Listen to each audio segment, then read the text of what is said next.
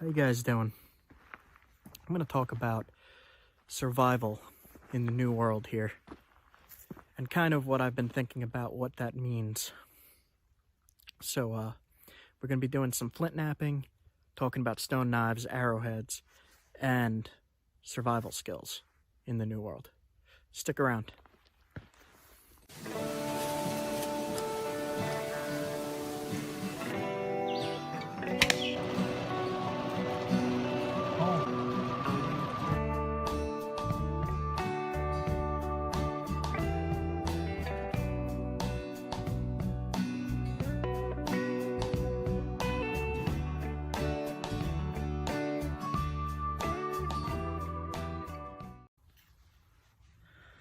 Alright guys, a piece of block of flint here I'm going to work on. My napping kit. So, survival in the new world.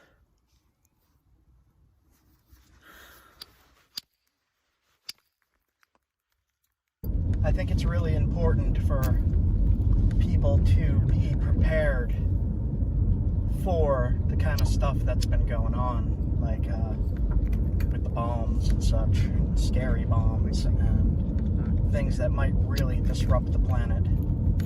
And you do not want to be an outcast during this. You do not want to be alone during this. So my thoughts here are, for real survival, start building your friends, start building your community. If you haven't talked to your family in a while, go give them a call. If you haven't talked to your friend in a while, go give them a call or a text or whatever you do. And just be good to people. As long as you're good to people, you are always going to be needed. If you are a friendly person and a helpful person, you are always going to be needed in a community. And that will help you in the long run.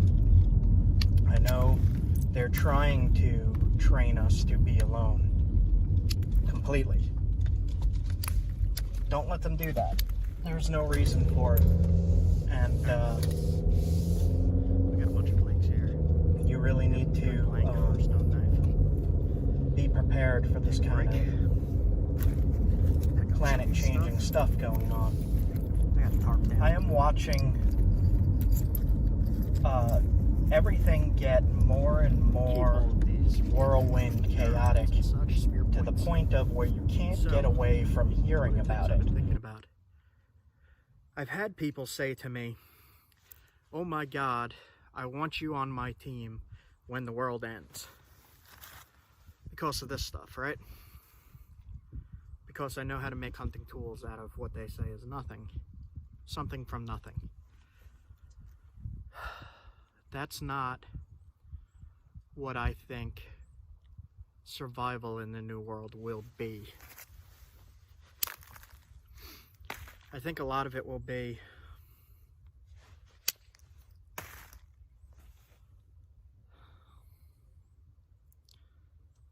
community.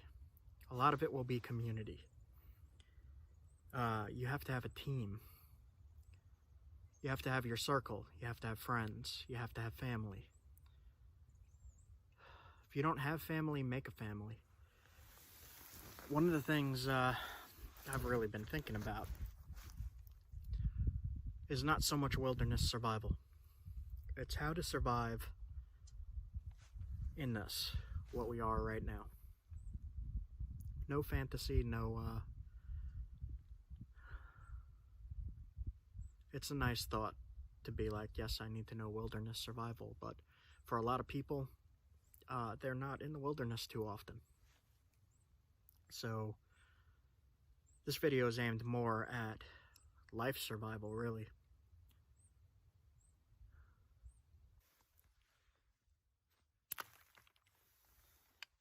You can't get away from watching it. You can't, like, even just signing onto Facebook or whatever, you just see it plastered everywhere. And it doesn't matter the topic. It doesn't matter. It's the next horrible thing. The next thing that's gonna make you sit glued to the TV to make sure that you are watching. And if you are alone and not in a community, you are more likely to be sitting there watching the television and watching everything that's going on. Turn it off and go talk to your friends. If you don't have friends, go make friends. And I know a lot of people are going to say it's hard for me to make friends. Just go somewhere and say hi to somebody. And then go there the next day and say hi again. It could be when you get your morning coffee at Dunkin' Donuts, or if you get your morning coffee at a gas station. Whatever. And just say hi. A good example of this is I made really good friends with a woman at a gas station who's been working there for many years, and whenever I got my morning coffee, I said hi to her. And now we talk about how her day is going, how my day is going, and that's somebody that I could probably count on if I needed a favor. I could go in and ask her a favor, and she probably wouldn't say no. Meaning like, I got a flat tire. Do you think you could call somebody to come help me? Or my alternator failed. Do you think you could call a tow truck? And she would be like, yes, right away. And that's the kind of thing I mean about a community. They don't have to be your best friend. They don't have to be even somebody you talk to every day. One of the things that you've probably heard a lot is the nice guy finishes last. They tell you that for a reason. That is not the case. That is not the case at all. And I could testify to that entirely.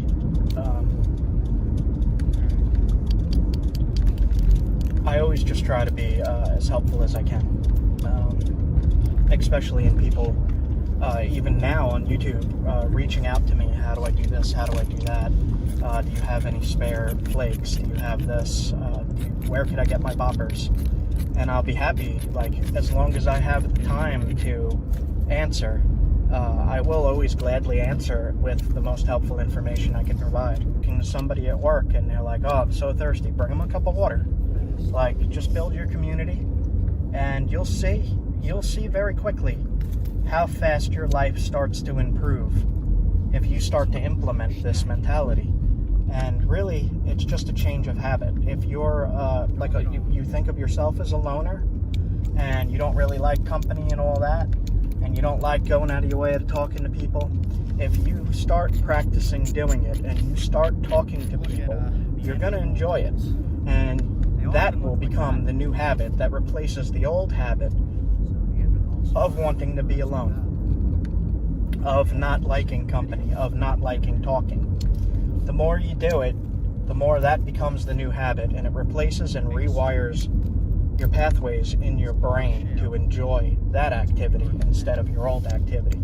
And you could apply this to anything in life. And I just wanted to share this and hope that it would help some people who are struggling with maybe communication, or maybe with forging new friendships, or things along those lines. Just reach out and start talking to somebody. Talk to them as if you're already their friend. Hey, how you doing? How's your day going? What's up? What's going on? Or just... You could be like some people that talk to me. They'll just walk up to me and be like, hey, so did you hear about the sale? The sale of the pumpkins at the blah, blah, blah? And I'm like, oh, no, I didn't hear of that. Tell me about it. And let them talk to you. Ask them questions about what they approached you with. And that way, if they're... People, for the most part, people love to talk about themselves and their experience in life and what is going on with them. So if you have a problem doing that, your best bet is to start to ask questions about them, about their life. So what kind of coffee do you like? What's your favorite coffee? Something like that. I use the word coffee because I say it weird and people laugh. And the reason I say it weird is because I have a Long Island accent. But to people, that's funny. And I don't take offense to things, really. I don't take offense to people like laughing at an accent. I don't get embarrassed. I think it's funny. Like when I listen to myself say coffee, I laugh because that's not how it sounds in my head when I say it. Anyhow, besides the point, one of the best ways to start making new connections with people is let them talk to you and ask them questions about them. Don't try to so much talk about your experience and things you want to talk about. But if you want to forge a new friendship and new contacts or a new community, new circle, let them talk to you. Ask them questions. Invite those questions in, and that person will be more likely to talk to you again. Now, how is this a part of survival? Let me make the connection here. If the stuff does hit the fan and everything's chaotic, and you kind of saw it with the toilet paper thing a little bit. Let's say it happens with your vegetables. Let's say that toilet paper thing happens with vegetables. Are you going to be able to get vegetables on your own if it's nowhere to be found?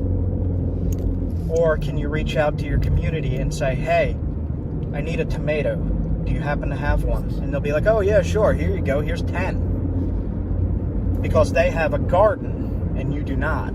Do you see what I'm saying here? Let's say, same situation, and your car breaks down. Do you know how to fix your car yourself? Some of you might say yes. But if you're the person that says yes, remember that for your community. If the stuff does hit the fan,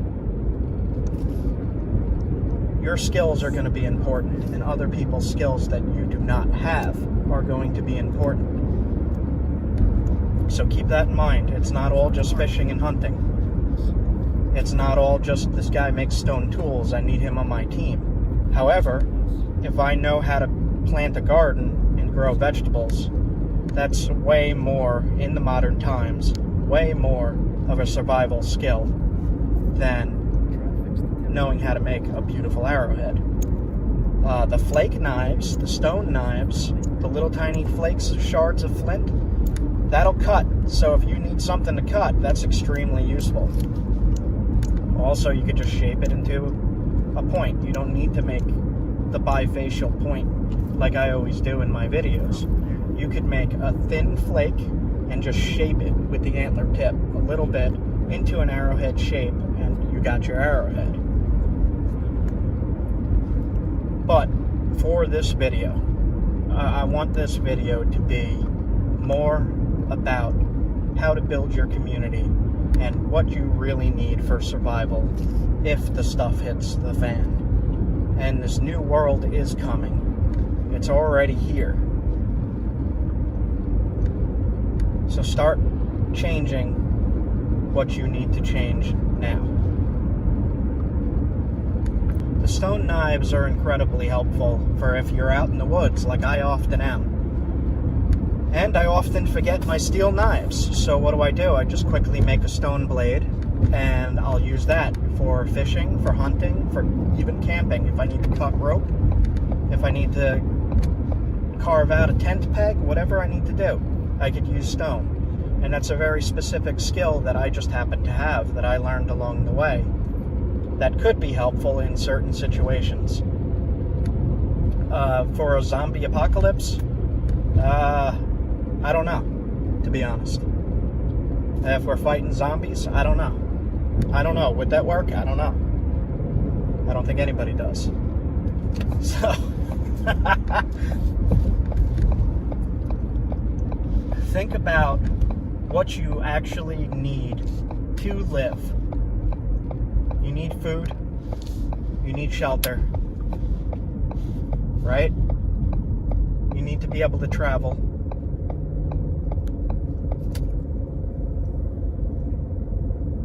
And let's say stuff gets really out of hand. How are you going to make all of that possible without a community? And really think about that for a minute. Without a community, if you're an exile, let's say, you're expelled from the club, you're expelled from whatever. They called it an outcast back in the day. The outcast never survived back a long time ago. I mean, you can even see it on these little Stone Age documentaries, how, oh, this guy killed this other guy and he was outcast. And what does outcast mean? It means death. So, if you think about that in terms of modern day, once this machine stops working, you're not going to be a part of this machine anymore, and you're going to want your community. And now really, really think about that. Why would you want this community? Why would you want a community? Because once this machine that's pushing you in a certain direction every day to do certain things every day, if that suddenly stops, like what we all feared was going to happen recently, if that all stops, you're going to need your community. You're going to need your friends and family to help get you through. And you could argue with me all you want on that, but I know that's the case. There are other people that know that's the case. So, I'm going to try to give good advice here, and what I will say is be friendly, try to be happy, try to be helpful, and try to grow your circle, try to grow your community, and do the best you can every single day. Do the best you can to keep yourself healthy, to keep others around you healthy, and just keep doing better than the day before. You can't go wrong with that. Now, primitive wilderness survival skills are very important, in my opinion, and you should learn as many of those as you can. Because if you're like me and you're out camping in the middle of friggin' nowhere, you're going to want to know these skills in case you do get lost. If you go back and you watch my adventures in the Great Smoky Mountains, you will see on YouTube, if you go back to those videos, I'll put the link here somewhere. If you go back to those videos, you could see how chaotic it can get when you're out there. When you're out in the wild, all that has to happen is a storm roll in. And it could be over very quickly. Me personally, some of the things I've survived with community has been cancer, thyroid cancer. I am completely cured of that. My thyroid is gone. I do have side effects from that, and I talk about that in other videos. Another thing that I survived with community was a blood clot in my lungs, pulmonary embolism. I was not able to get to the hospital. I needed my family to bring me. I could not function at all. I needed my family. I could not do it on my own. Without my family, I wouldn't be here today. So, if I was alone when that happened, I would not be here today. Guaranteed. So, that's another thing to keep in mind with community. You need community. Some other things that I won't really get into, but so this is my survival challenge for you, to start building community. Start making those new friendships and do the best you can. That being said, all of that being said, after this video, I am going to start showing some more of my wilderness survival skills that I've learned over the past 15 years or so. And they might just be something from little traps to actual tactics of survival in the wilderness. But this video itself, I just wanted to speak on a very human level here. And I feel like a lot of our humanity is being taken away by current technology and algorithms and pretty much just, I keep calling it the machine, but yes, the machine.